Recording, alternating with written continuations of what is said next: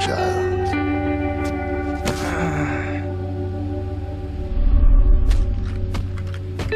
There is only darkness for you, and only death for your people. These ancients are just the beginning. I will command a great and terrible army. We will sail to 1 billion worlds. We will sail until every light has been extinguished. You are strong, child, but I am beyond strength. I am the end. And I have come for you, Finn.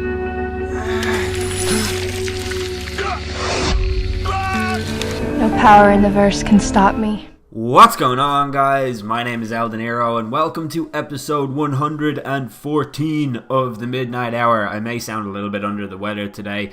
I had like this, magical cold that just arrives every now and then and stays for a day and then leaves me in peace, and I always feel like I have to gear up for like a chest infection or something, and it never comes, and it's really strange. I should probably go to the doctor about it. Anyway, thank you for the feedback on last week's episode. There were a fair few comments and tweets and stuff across the different social network platforms that I have that were like quite positive and said, and basically in the vein of, oh, it's fine that you didn't have a guest, it was still a good episode and things like that. So that's really cool. It was like the first time I'd really just pressed record and started talking since I did that episode about depression. And while I didn't really have it properly formed out in my head, it was still quite cool to do. And I always I have this urge to record like all the fucking time, and the main reason that I don't is that I don't want to bombard people with like unfiltered thoughts and things like that I have. So today I have something a little bit more planned out in mind to talk about, and I hope that it's interesting. Gonna talk a little bit about the prison system. I don't really I can't think of a better way of introducing it than that, but I'm not going to talk about like the actual system itself overly, because I don't know a whole lot about it on any like huge scale. Like I don't have any real insight on this topic that isn't freely available to anybody online, and it's definitely not like a specialist subject for me or anything like that. I was watching the True Geordie podcast one time when they were talking about terrorism in the UK. That's, I think, episode 42 or something like that. And at the start of it, True Geordie himself says, "We're not the people for this podcast. We usually make a fun episode, but this is just something that we're going to talk about." And that's kind of how I feel here. Like, I really liked that that introduction that he did, because like it was really honest. Like at no point did he proclaim himself to be some kind of expert, and that's something that I'm really afraid of doing on this podcast. Like I kind of feel like I have to preface things with like, this isn't really my chosen area. I do it all the time when I talk about guns in America. Like I don't live in America, so I have no concept for their like to me it seems like they have this religious affiliation with the Second Amendment that I just could not possibly ever wrap my head around. Like that whole embedded notion of freedom and fear of a tyrannical overlord and stuff, like it doesn't apply to me. And it's crazy because I'm Irish and I have spent a large portion of my life being indoctrinated into this into like roughly the same anti-British fear that the Americans have. Like it's so strange. Like I live in a country that's had an armed revolution against the British the exact same way that America did, but for like we don't have the Second Amendment, and therefore we don't have this connection with guns that the Americans have, and it's really strange. And anyway, when I talk about that, I'd like to think I don't do it from a condescending level, because I always preface it by saying like I don't live there, so I don't understand it. Like and that's what it is. Like that is a purely American concept to me, and not one that I can get my head around. So it's the same thing with this episode. I'm going to talk about pretty much just my thoughts on certain things to do with prison and the way that I see it from the point of view of a guy who's not an expert. I feel like that is a sufficiently long fucking introduction.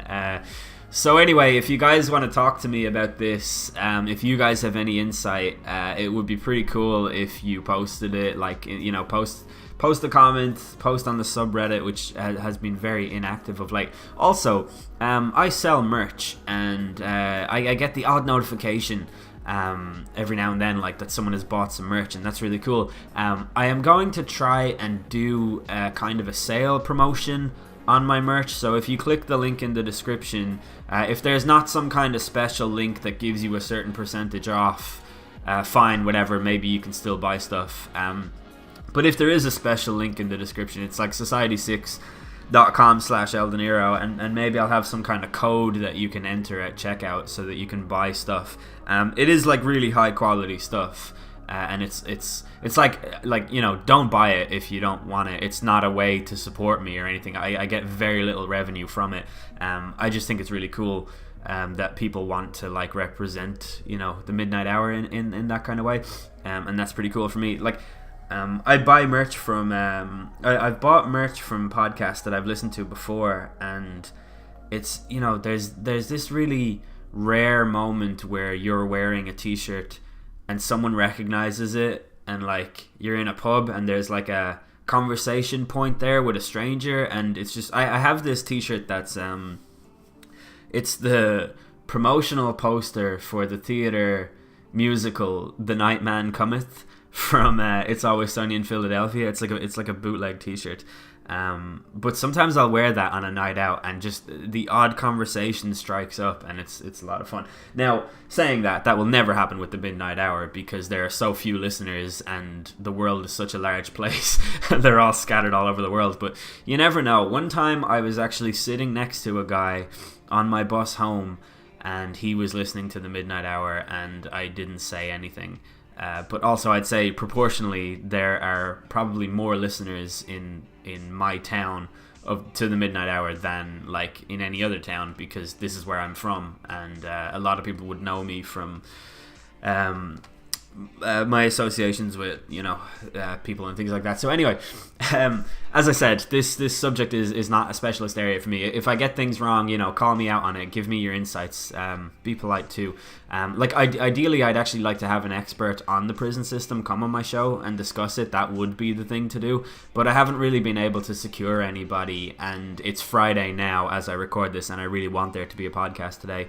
But one of the things that struck me was when Business Insider journalist Michelle Mark, who has been on the podcast on 2 occasions, possibly 3, she mentioned this story of a woman who, like, basically signed for a FedEx package on behalf of her drug dealer boyfriend, and ended up with some, like, impossible prison sentence because of it. And this was because of some new reform brought in about being tough on crime, and I'll talk about that a little bit later. But I couldn't think of any real benefit to society of having a woman like that behind bars. Like, is it even likely to teach her some kind of lesson about the man that she enters into a relationship with in the future? I don't know. But when I was in school, around the age of 16 possibly, we had this class called religion, and in my earlier years in education, religion class was all about Jesus and different layers of the Bible, stuff like being a good Samaritan, but also the Old Testament eye for an eye stuff, mostly New Testament things about being a good person. But by the time I had gotten to my 4th school, which was down in a small town in Ireland, religion had been repurposed as basically moral development under the name of religion. Now, it's actually currently an exam subject in Ireland, and I think that I was one of the last years to do religion before it became an exam subject. It certainly wasn't offered up as an exam subject in my school, and if it was, I would have gotten a much fucking better score on my Leaving Cert, I'd say.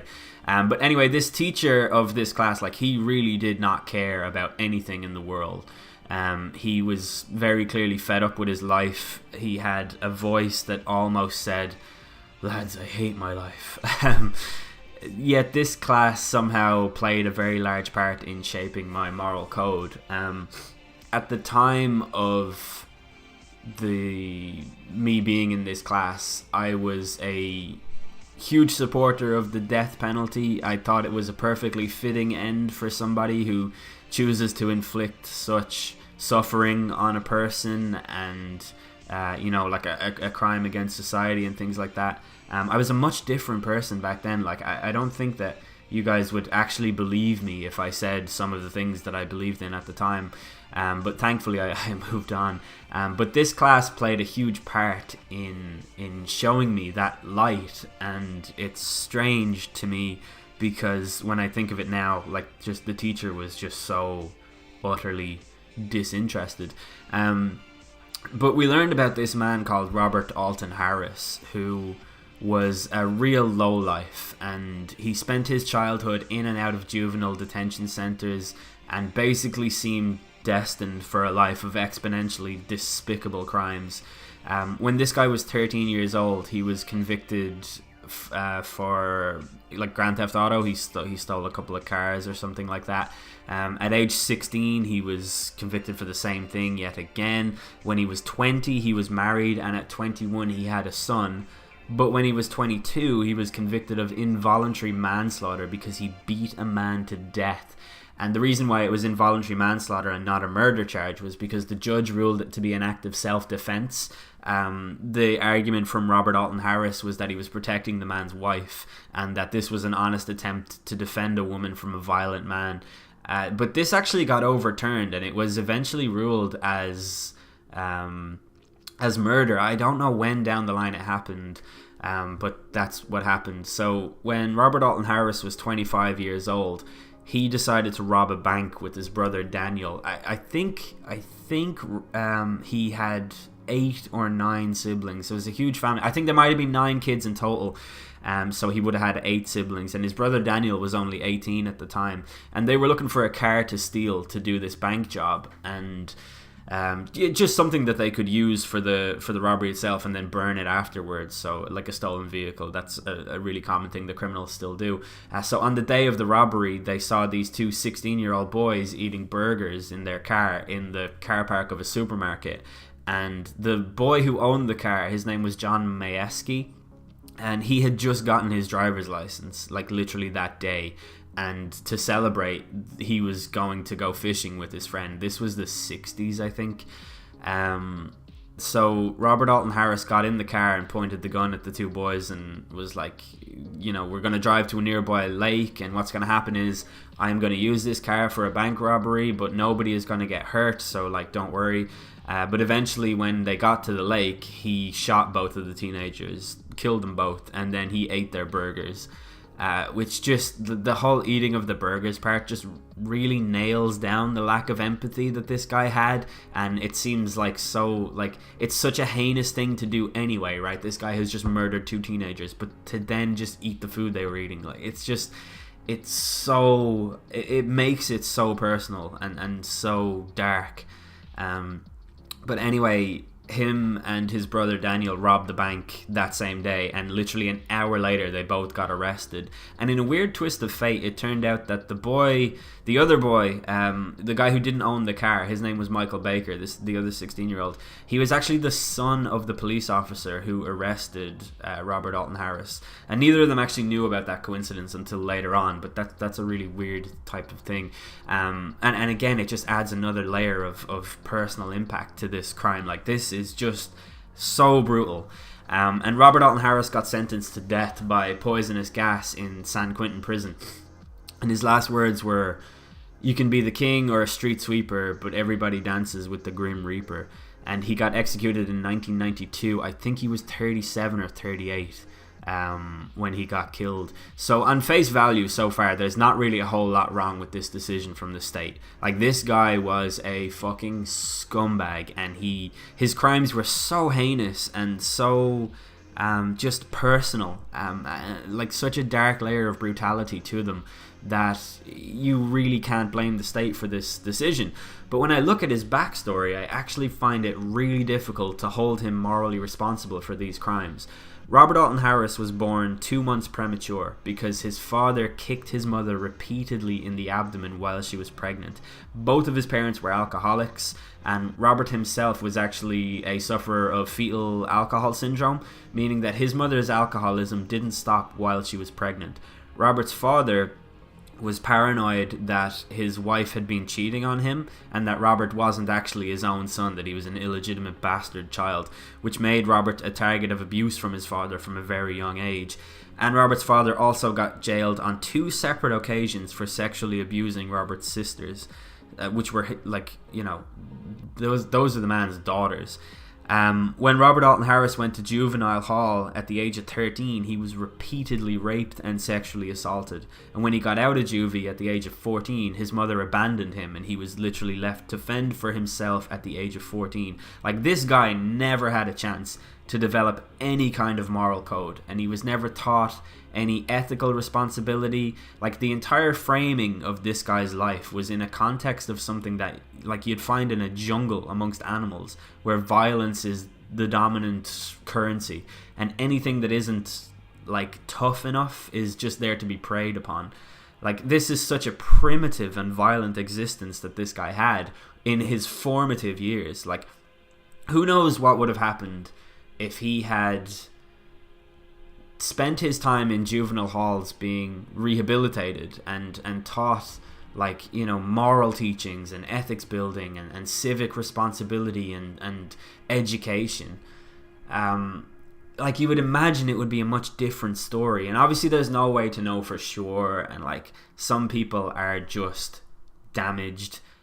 Like, this guy could have been beyond help, and he could have been so broken by his life experience that it wouldn't be possible to repair him. But I think it's really deeply upsetting that he never had a chance in his life. And it's a tragedy how badly the system let him down. And I'm sure there are people listening to this that are thinking, like, yeah, but he killed people. How do you have no empathy for the victims? And it's not that. I think that is like, I think of that and I have a great deal of sympathy for the 2 teenagers who were just celebrating the fact that one of them had gotten a driver's license, like, on top of the world, and then they get their lives taken away. Like, that is absolutely awful. It's more that I can see a path where this situation could have been avoided. And there's this old joke about social workers or, like, strong liberal types, where there's a man lying in the street with a face fully battered and bloody, and a social worker walks past and says, "Wow, whoever did that to him really needs help." But anyway, within 3 years of being released from prison in America, 68% of ex-convicts are rearrested. And within 5 years of being released, that number rises to 77%. Like, that is a mind-boggling number, that nearly 4/5 of the people who come out of penitentiaries are 80%. No, that doesn't make any sense. That's not how statistics work. Nearly 4/5 of the people who come out of prison are going back in there within 5 years. Like, that is just so obviously not a system that works. Like, the system of punishment in prison is just not a deterrent, nor is it a transformative enough experience to stop people from carrying out criminal activities.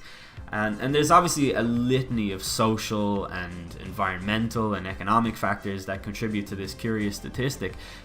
And another crazy statistic, actually, is that 1 in every 110 adults in America are in prisons or county jails, and 1 in every 51 adults in America are on probation or parole. And that is a higher incarceration rate than any other developed country, and that is more people in some phase of the American correctional system than any other country in the world. It absolutely baffles me, and it's just, those numbers are just beyond belief. And like, does that mean that Americans are more violent than other people or more crazy than other people? It's really weird. But they do have some strange policies when it comes to prison sentences, particularly when it comes to things like narcotics.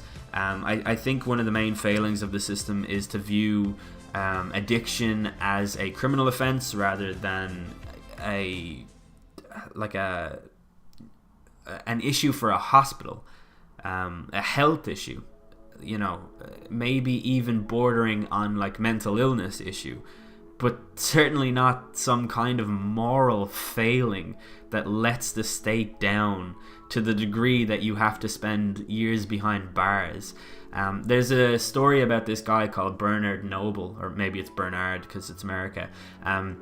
But this is a guy who had no history of violence. He did have a criminal record, but it was for like petty crimes and petty drug possessions and things like that. But this guy got arrested in the year 2010 and got sentenced to 13 and a half fucking years in prison for drug possession.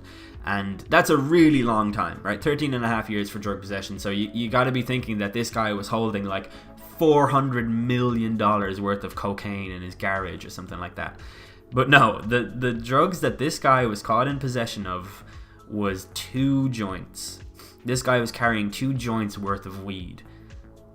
And his sentence was eventually reduced, but like not in the form of a celebration of common sense or anything like that. The dude did 8 fucking years for that crime. Right? 2 joints of weed. I guarantee you there are people listening to this podcast who have more weed in their pockets than that and will never see behind bars for it. And even if they were arrested for that possession, probably wouldn't even go to court for such a small amount of drugs. It's absolutely crazy to me. Like, that punishment is so disproportionate to the crime itself, and just it seems to have no impact on society. That it's just the idea of this being a crime against the state or against the federal government of America, to say this man holding 2 joints is a failure on society to such an extent that we must take him out of society for 8.5 years before he can so that he can think about what he's done. Like, it's just crazy. Like, I think I really, really do not understand how anyone can think that that is a sentence that's fitting for the crime.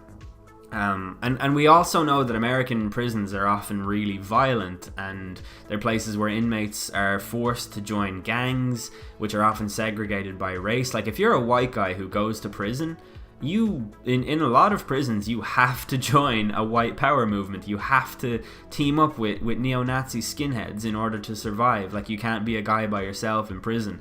And on top of that, prison security guards, they're often really underpaid and overworked. There are lots of personal experience articles about prison wardens online that are really worth the read to give you a sense of how little help they get from their governing bodies and how much they are kind of in over their heads, especially for the money that they're on. And just this hostile environment in prison really hardens people, and it fosters and breeds a criminal mentality. It's said many times in a cliche form that prison is university for criminals, and I don't really see how you could think anything else would be the case when you look at American prisons, and especially and I'm not saying this based on movies. I'm saying it based on documentaries that I've watched and articles that I've read, and every piece of available information about American prisons indicates these things to be true. So it's it is simply a bad system, and it's not such a scary type of situation that it serves as a deterrent either, in the same way that the death penalty doesn't serve as a deterrent. Like, no criminal ever thinks to themselves, like, so imagine a petty thug in a ghetto, right, thinking to himself, well, I have evaluated the options available to me at this time, and I am opting to abstain from crime. I'm aware of the possibility that I may starve, I may be unable to feed my family, I may become a target for even more crime, I may be abandoned by my gang and subsequently left to fend for myself. But prison is actually scarier than all of those things. Like, it's just ridiculous. Like, nobody would think that. Every person who commits a crime believes that they're an outlier, that they're doing it for righteous and understandable reasons, because that's the situation that they've been forced into by their environment. It's kind of a fact. as far as I know. Maybe some available evidence to dispute this, but it's certainly an intuitive conclusion to say that poverty and lack of education cause crime. Like it's just, those things make perfect sense. But anyway, I talk about America all the fucking time, and that must be really exhausting to some people. So we'll move briefly away from America before we end up going back there at some point, and have a look at Norway, which is an especially interesting country for this kind of thing. They have the lowest reoffending rates in the world in Norway. And I read somewhere that in comparison to the UK, it's actually the way that they maintain their statistics is slightly different. And I read that this was a comment left on an article I was reading. But I actually couldn't find any evidence to back that up. And it's very possible that I was looking in the wrong places. So if anyone does have anything to go against this notion that I'm about to talk about, like, please feel free to let me know. Like, I'm well open to the literature. But anyway, only 20% of people who leave a Norwegian prison will ever see the world from behind bars again. Their system is called restorative justice, and I'd say to everyone to read the Wikipedia page for restorative justice, because it's a really interesting concept, and it's built around the idea of repairing the damage done by the crime instead of punishing the people who committed it. And Norway's prison system is entirely built around rehabilitation. There's this island in Norway called Bastøy. That's probably not how you pronounce it. The O has one of those lines going through the middle of it, and I don't know what way that inflects the pronunciation of the word, but Bastøy is what I will call it. And it has a maximum security prison that houses murderers and rapists and drug dealers and just very much the worst of the worst.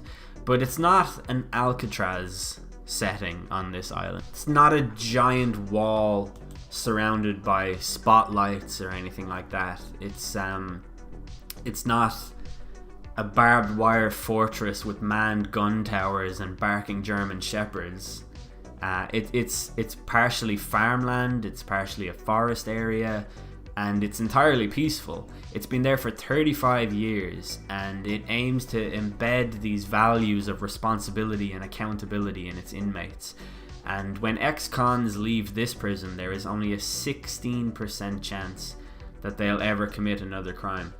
I actually think I'm misreading that statistic. 16% of people who leave it will ever commit another crime. Does that mean that there's a 16% chance? I mean, I guess it kind of does, yeah.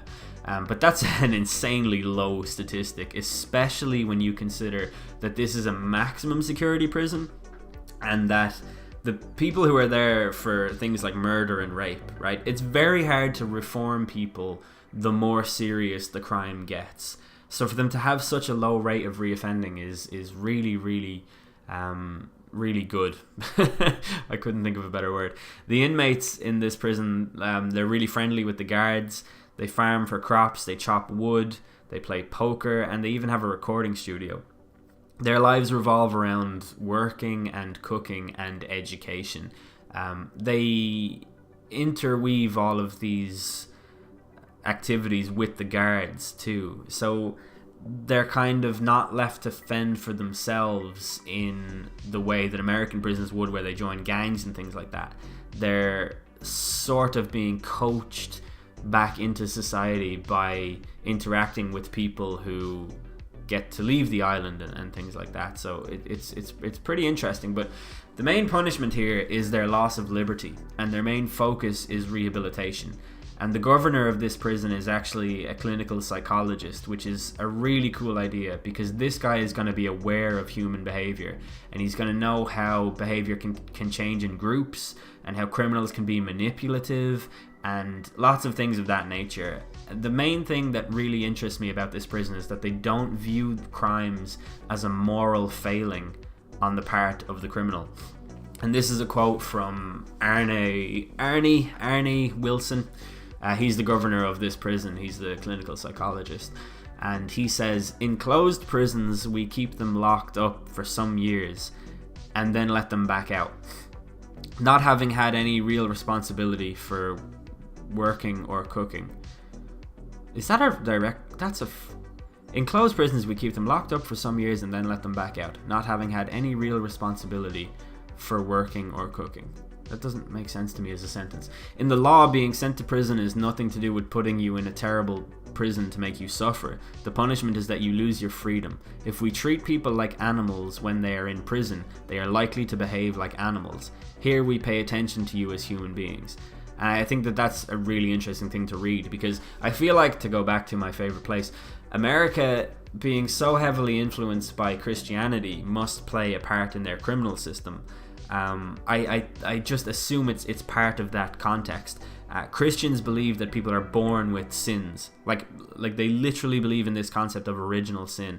They also believe that people have a thing, what's called libertarian free will, and that's kind of a key part of Christianity.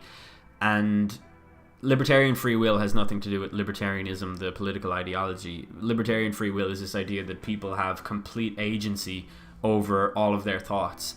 And in a Christian context, it means that they choose to do things even though they have the Bible as their reference point.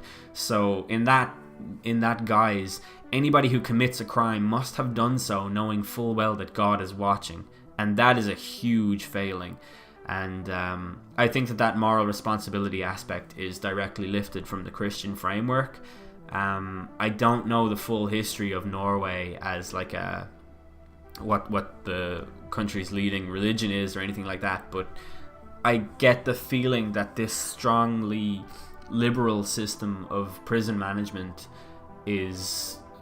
has no concern for Christianity whatsoever. And it's interesting because Norway only brought that system in around the 1960s, very early 1970s, and before that they had a high rate of reoffending.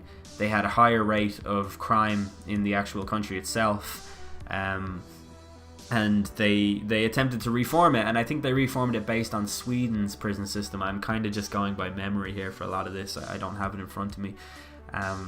But in America, the opposite is true, that they used to focus primarily on rehabilitation, and it wasn't really working. Not a lot of people were being rehabilitated. Now, obviously, if you think 50 years ago, society's ability to rehabilitate somebody is not going to be as strong as it is now because of the leaps and bounds that we've made in clinical psychology and different things like that. There's a TV show called Mindhunter that deals in basically the creation of criminal psychology, and if you watch that show, it gives you a really good insight into how they viewed serial killers and psychopaths and things like that before the intervention of criminal psychology. So if you imagine a world where you're attempting to rehabilitate criminals with no knowledge of criminal psychology, right, that's just not going to work. And as far as I know, lobbyists on both the left and the right in the 1960s just said, this is ridiculous, we need to start punishing these criminals. That is the only way that we can go about doing this, is that they need to be punished. So that was the leading idea at the time, and that idea won out, and that's what happened. And that's how we've gotten to where we are now with the American incarceration rate and how crazy it is and how everything is based around punishment. And I really think that like Norway is an outlier. It's a good example. It's not a perfect argument against the American criminal system. There are cases in America where judges leave their post as a judge in order to follow a career in politics, which is almost a conflict of interest in some aspects, because if a judge delivers harsher sentences to petty criminals, he can claim that he is tough on crime and use that as a flag to wave and win votes. Being tough on crime is a really important card to play in American politics, and if you can prove that that's a thing that you do, you're in with a much better shot of ending up in the hot seat. There are lots of games like that in American politics that people have to play. Like, there are things that you can and can't say in America, right? There has never been an atheist president in America, because the number of votes that you would lose if you proclaimed yourself to be an atheist, and the number of pitfalls that you expose yourself to falling into if you claimed that you were an atheist. Like, can you imagine Barack Obama saying, I am an atheist, or even if Barack Obama said I'm agnostic, I don't necessarily believe in the traditional Christian God that's lorded over people in the Bible. I just can't really see how a system like that would work. I don't really believe that it's anything other than narcissistic and things like that, right? The dude would get fucking slaughtered by every single... Barack Obama already gets attacked for not having strong family values in comparison to presidents or politicians who identify as Christian and things like that. So, it's crazy. You could never say that you're an atheist and become president, even though Barack Obama probably is an atheist, and Donald Trump is definitely an atheist. But you can't say these things regardless of your true beliefs. Another good example of this is that Abraham Lincoln publicly stated that black people were genetically inferior to white people. And I don't think he actually believed that, because, his actions, completely go against that notion. He is the antithesis of a guy who believes in white supremacy. He was just playing a political game. And most recently, to go back to Obama, Barack Obama was essentially a gay rights activist in his youth. And he claimed in 2007 that marriage should be between a man and a woman when he was running for office. And we can pretty much guarantee that that was never his actual opinion on the matter, because again, that goes against the way that he behaved in his youth, and it goes against the fact that America abolished the legal barriers preventing gay marriage under the Obama administration. So when you think about all of these things, just the idea of prison reform in America is a very difficult concept to attempt to introduce, and it's because of reasons like that. Nobody is going to vote for the guy who says the criminals should be treated with affection, because you're just opening yourself up to a counter argument of this guy loves criminals. I remember Donald Trump's absolutely chaotic quote fest of a campaign that he had running for office, and he said things like we should keep torturing people to try and get the information from them, and if they don't have the information, well, a lot of them deserve to be tortured anyway. And I don't know if he said that to thunderous cheers, but he definitely said it to the approval of everybody watching him. And I get that's not necessarily a slight on anybody. If you believe that, that's fine, but just the idea that somebody deserves to be tortured, I don't know, I find that quite uncomfortable. It's a weird thing, because if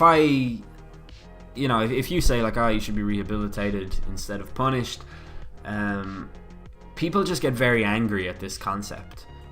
And I'm not saying that there are no genuine psychopaths in the world, and that there are no people who do not deserve to die. I don't really feel like I could ever possibly even be an authoritative figure in that kind of argument. That's just simply not my place. But the way people view things like responsibility, and the way people look at petty criminals, especially, who do things like the quintessential example of the man who steals a loaf of bread to feed his starving family, and people say, oh, why don't they just do this, and why don't they just do this, and they don't really understand the position that they're coming from. I just thought of this story, and I don't know how relevant this is, but I'm going to try and metaphorically slide this in here.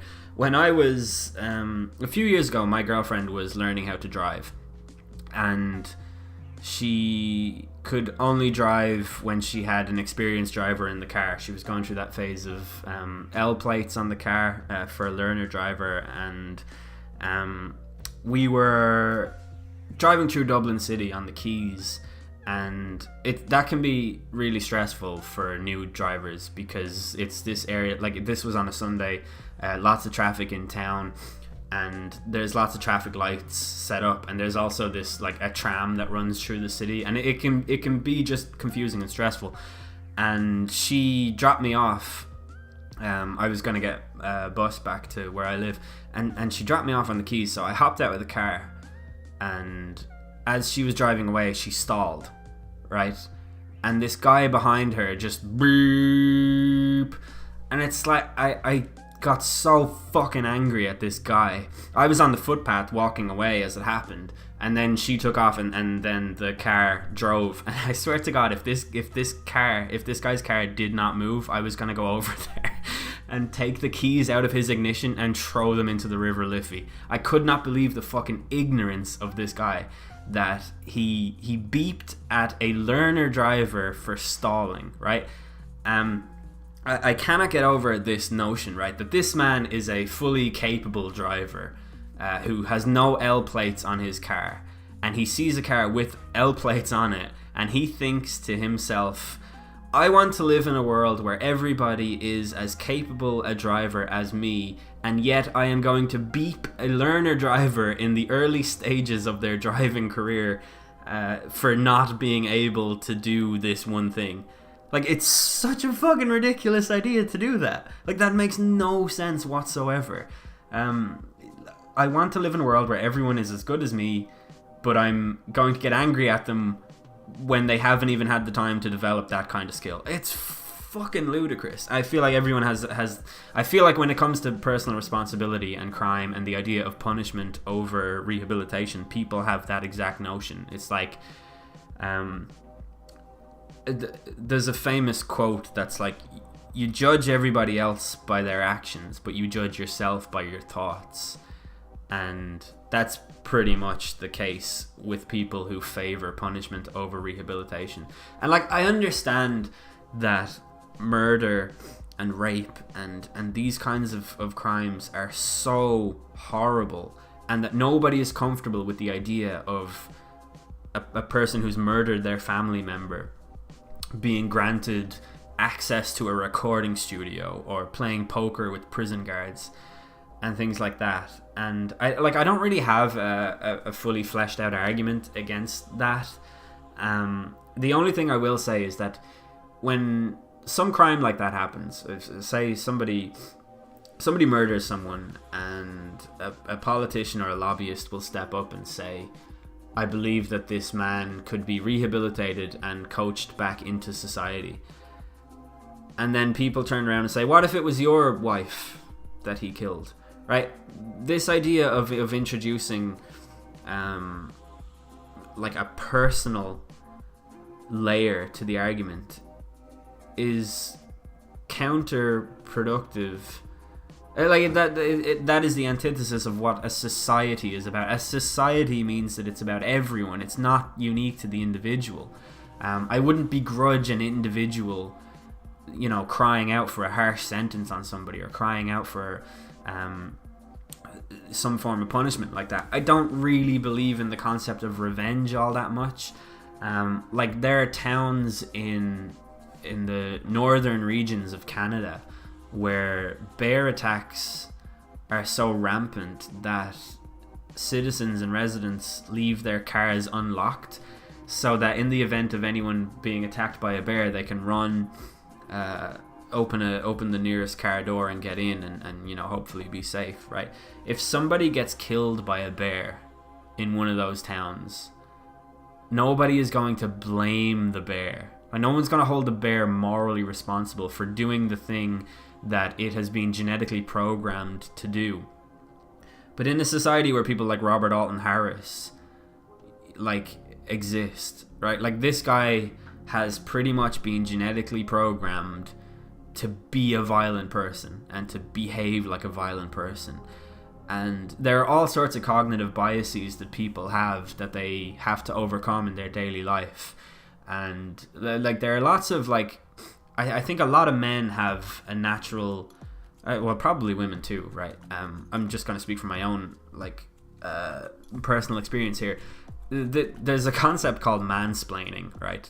It's a fucking horrible, stupid, sexist name, and I hate it.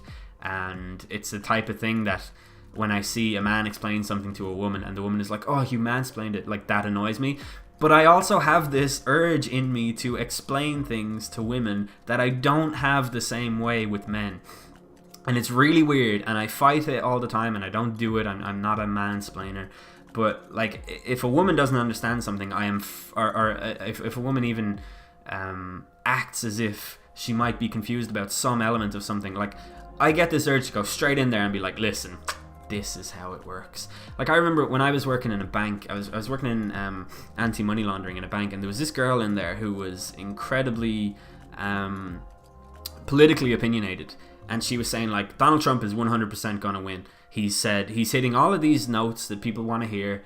The policy changes that he's called for are things that the Republican base has been crying out for years. He's appealing to all of these people, and I was just like the absolute fucking cunt of a person that I am. I was like, listen, that's not going to happen. Hillary Clinton will absolutely win. Donald Trump will be referred to as the joke candidate that he is. And I was thinking to myself, like, she knows nothing about politics, right? Meanwhile, guy friends of mine said that Trump was going to win. And, like, at no point did I condescend to them at that level. And it's crazy. I didn't actually say these things to that girl. I thought it in my head, and I said it to my coworker. I was like, this girl, like, what? And I wouldn't do that to a man, right?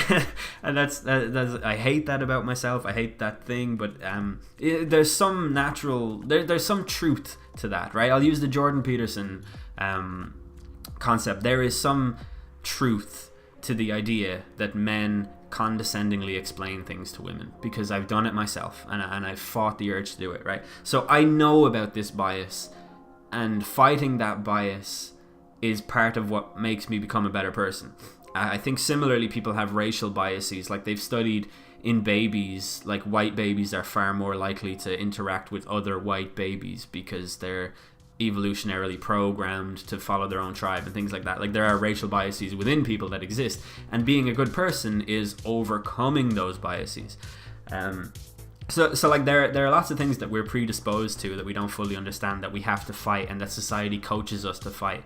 So when there are people in the world, like the Robert Alton Harris case, like, there are people who just do not have a choice. Like, they don't make some kind of moral decision to be a terrible person. And I feel like it is a civic and societal responsibility to help these people and to shape them into somebody that can fit into society, because somebody with such a huge violent disposition, something has gone wrong somewhere a lot of the time. And again, there are psychopaths. There are people who have lived perfectly normal lives, who've had upstanding parents and a perfectly moral, ethical upbringing, who are fully aware of the differences between right and wrong, but they don't care, and they will commit horrendous crimes regardless of that, and irrespective of their upbringing, and like, those people should be taken out of society, and there are some people who cannot be reformed, and I think in those events you have to move to what's the word? You just have to remove those people, and not necessarily isolation either. Like, there are so many stories about solitary confinement and the effect that has on the psyche, and how just horrible that is to somebody's brain, and how many lights that turns off when it comes to that person's ability to ever recover from that, and stuff like that. So I don't really think I have anything else to say. There were a few ideas that I had floating around in my head, but I can't really think of. What's crazy to me is that there is already this notion in the West, in countries like Ireland and England and America, that prisoners are already treated too fairly, which is just insane. I saw there's this left-leaning, opinion-based news site in Ireland called thejournal.ie, and it's not a wire news service or anything like that. It's largely based around opinions and reporting things from wire news outlets, and then sort of repackaging it a little bit. But I read it sometimes just because the comment section on it gives me that really weird loss of faith in humanity that oddly makes me want to read it even more. Just that really weird like social media addiction that people have, where social media confirms to them that the world is as terrible as they think it is. But there was some story about prisoners' rights, because there was this and I can't remember, I read this like during work, I should have been working, and this was just something that I was kind of partly paying attention to, but there was some criminal who had been in and out of the Irish prison system. He had spent multiple time in different jails and things like that, and he had so many points about his human rights that he was denied while he was in prison. Stuff like having to piss into a bucket, and his meals were very close to a toilet, like all of these just little horrible things. And the comments were just filled with people saying like, this is ridiculous, you shouldn't have any rights, you forfeit those rights when you commit the crime. They should be forced to eat out of the same bucket that they piss in. They should, like, all of these different things, right? And there was one guy posted a picture, and he was like, this is the inside of an Irish prison cell, doesn't look so bad to me. And you click on it, and it's this room. It's a very small room. It's got a single bed with a neat duvet on it. There's a TV in the corner. There's a desk with a lamp, and there's a pen and paper, right? And I reverse image searched this picture to find out if this was in fact the inside of an Irish prison. And what it was a fucking room to rent in London. In one of these really like high priced area, like either like Mayfair or some fucking place like that in London. It was this boxed room that had been previously featured on a forum, like the student room, somewhere like that. And it was to say the London prices for rent are shocking. $2,000 for this room. It looks like a prison cell. And this guy saw that and thought to himself, it does look like a prison cell. I am going to use that as an example of it being a prison cell and say that it is too good to be a prison cell. And it's fucking crazy. Like, this guy went through all this effort in his attempts to prove, in air quotes, that Irish prisons are actually way better than we think they are. And it's crazy. I don't know what drives this bias. I don't know where these stories even come from. I've had so many colleagues and friends just talk about how prisoners are treated too well in our society. They shouldn't actually get paid for any of the labor that they do in prison. They shouldn't have a clean slate and new money when they come out of prison. It's like, you really have to ask yourself, like, what the fuck do you think the purpose of prison is? Like, if you think that the idea of committing a crime should just eradicate you from society and give you no chance of ever coming back into it because of the things that you've done, like, I don't feel like you understand what a society is actually supposed to be about. And that's really strange, and I find that primitive mindset to be very pervasive in this country amongst the people that I talk to. I mean even in educated people. Like, I'm not saying that my friends are morons, and like a lot of my friends would agree with me too, but there are people who just don't believe that prisoners should have any rights, and it's very strange. I've said this before on my show. I got assaulted in the city centre like 5 or 6 years ago. Was it that long ago? Fuck. Couldn't have been. Yeah, I think it was 2012. I think it was. Jesus Christ, that is insane. Someone find the video. I did a Grand Theft Auto video about it. GTA 5. I got my face smashed in. It was called. I'm gonna quickly look that up because I'm a good podcaster who does good stuff. Because I cannot believe that that's 6 years ago. GTA 5. I got my face smashed in. I might have actually taken that video down. No, 4 years ago. It was in 2013. Fuck me. So anyway, I was just walking down the street with my friend, and 5 guys assaulted me. Not the fast food restaurant, but like 5 men who were so clearly on drugs. They just beat the shit out of me, and I think I might have even said it in the video at the time that I don't even care that the police, that I didn't even file a police report, and that the police had said that there was basically no chance that they would ever catch these guys or anything. I have no quest for revenge when it comes to that. I have no bloodthirst. My only concern is that this would happen to someone else. Like, I want these guys to be in jail because I don't want them to go around beating up other people. And like the damages, that was 4.5 years ago.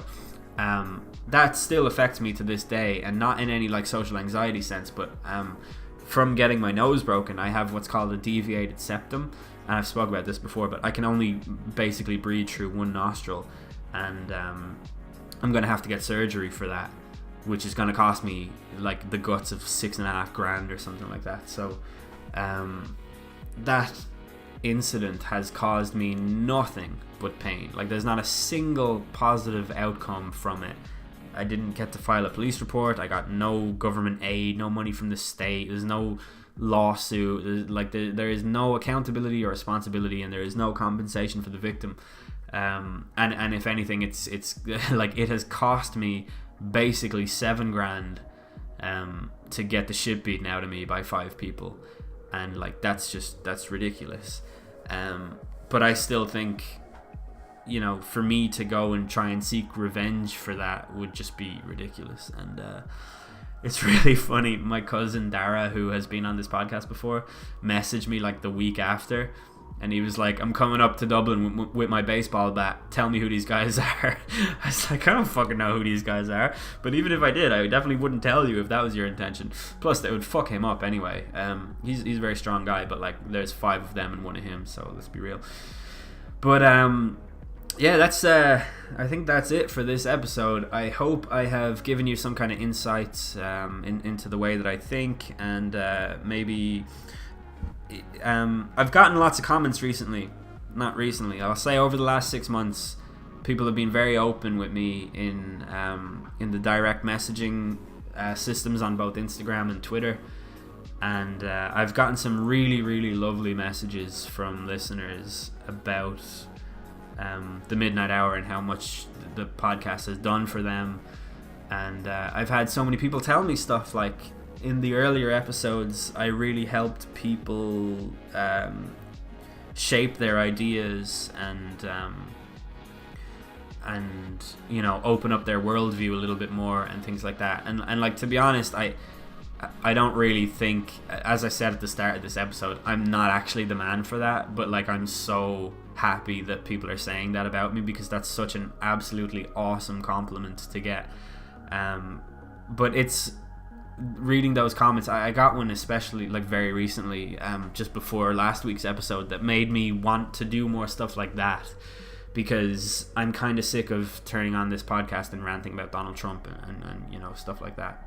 So I think it's good to look at other areas. I think I will do an episode about prisons, the insides of prisons and dangerous prisons in the world, because that's something that kind of fascinates me, and I've been doing a lot of reading about that recently. So I might like seek to add a few more layers to this kind of episode, and I'd also like to look into the whole prison for profit model that's happening in America at the moment, because I think that is possibly even worse than like some of the stuff that I spoke about in this episode. So that's that. Also, real quick before I end, I just clicked my fingers. I'm thinking about doing a special on Arsene Wenger, because he's announced that he's leaving at the end of the season, and Arsene Wenger is a really, really interesting character for me, and I don't ask me why, but I find him so much more interesting than Sir Alex Ferguson. I feel like I've had so many more divisive opinions of my own about Wenger. I've loved him, I've hated him.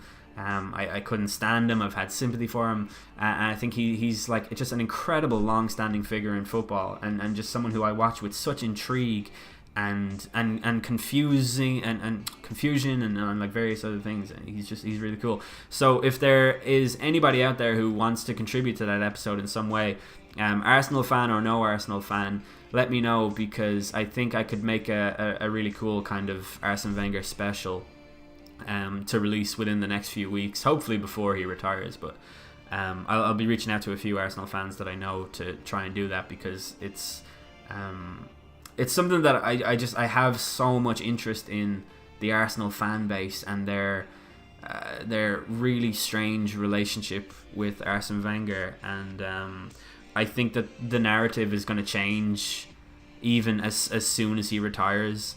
So I want to get that episode done while the chance is still there. So yeah, that's the end of this. Thanks a lot for listening. I really appreciate it, and thanks so much for the people leaving comments, you know, telling me to keep doing this and stuff like that. Like, it's really audio based platforms only are actually very, very hard to gauge feedback on, especially when they're based across multiple channels. I'm sure I've said all this shit before, but I really appreciate it when you use your voices and when you leave comments and stuff like that, because it's I mean, it's things like that that kind of keep you going and keep you motivated and stuff. So I really appreciate that. Anyway, I've been El Dinero. Thanks for listening.